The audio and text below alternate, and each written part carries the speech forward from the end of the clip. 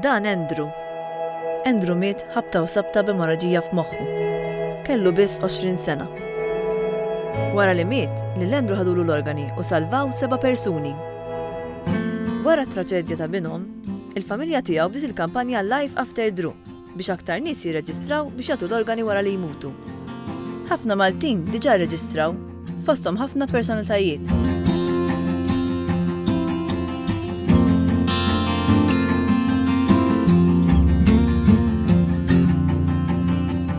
Din l-inizjattiva bdiet fi żmien meta Mary Louise Colero Preka kienet għadha President. L-idea tant toġbita li għamlitha jew ukoll. U aħna flimkien magħha u l-familja ta' Drew edna min jaf kieku jagħmlu għall-politiċi wkoll din u morna l-Parlament ngħidulhom.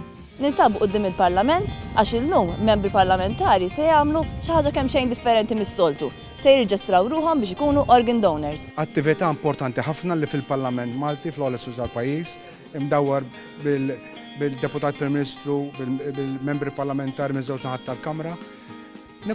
Niċċelebraw Life After Drew. U għamluha. Simon Busuttil inserta kellu l-birthday dakinhar. Ara, jiena l-lum għalaqt 50 sena, wara 50 sena naqla r-regali, naħseb li l-lum kien wasal il-moment li nagħti wieħed jiena. Naħseb li sbaħ ġest fil-ħajja meta tgħin lil ħadd ieħor u xi ħaġa sabiħa li tibqa' tgħin wara li tiġi nieqes. Naħseb il-fatt li jiena nemmen fil-valur tal-ħajja, illum tajtuni l-opportunità illi wara mewt ukoll nista' nagħti ħajji tal-min ikun għaddej minn problemi, u allura naħseb li huwa sodisfazzjon. Xi sbaħ milli wieħed jagħti ħajtu għal ħadd ieħor x'vera. Il-ikbar forma ta' ġenerożità ta' altruiżmu li tista' tagħmel. Inti qed tissalva l-ħajja jew tagħti kwalità ta' ħajja aħjar lil xi ħadd anke wara mewt. Naħseb li wara l-mewt jekk wieħed hemm il-possibilità li xi ħadd ieħor għandu jagħmilha.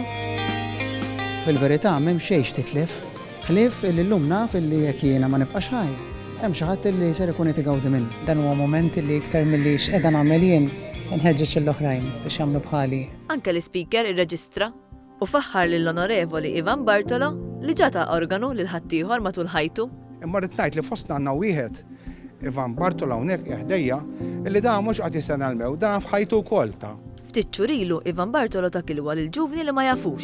Xi ħaġa sabiħa, l-iktar moment sabiħ li jiena kelli fil-ħajja tiegħi meta għamilt dan il-ġest, dan l-att, u naħseb ukoll li meta wara mewtek inti tagħti l-kumplament li jibqa' tajjeb għal min u għal ħadd ieħor, naħseb huwa ġest inspjegabbli naħseb. Min jagħti organu waqt ħajtu, naħseb huwa l-iktar bniedem altruist. Hija xi ħaġa second nature għalina li qegħdin hawnhekk biex ngħinu l-oħrajn u għaliex le m'għandniex inħeġġu n-nies biex huma wkoll ikunu donaturi meta tqis li tista' tgħin il xi ħadd jgħix iktar u jgħix iktar kondu. Wara li tiġi nieqes tibqa' tgħin u tibqa' tgħix f'persuni oħrajn. Hija inizjattiva tassew tajba u nħeġġeġ iżjed persuni. Kemm hija xi ħaġa sabiħa li inti tgħin meta tkun f'ħajtek imma li tibqa' tgħix f'ħadd ieħor anke wara mewtek. Jekk qed titħajjar tagħti l-organi wara mewtek, dawn huma xi affarijiet li għandek tkun taf. Bl-organi tiegħek tista' ssalva sa 8 persuni u tgħin 75 persuna oħra.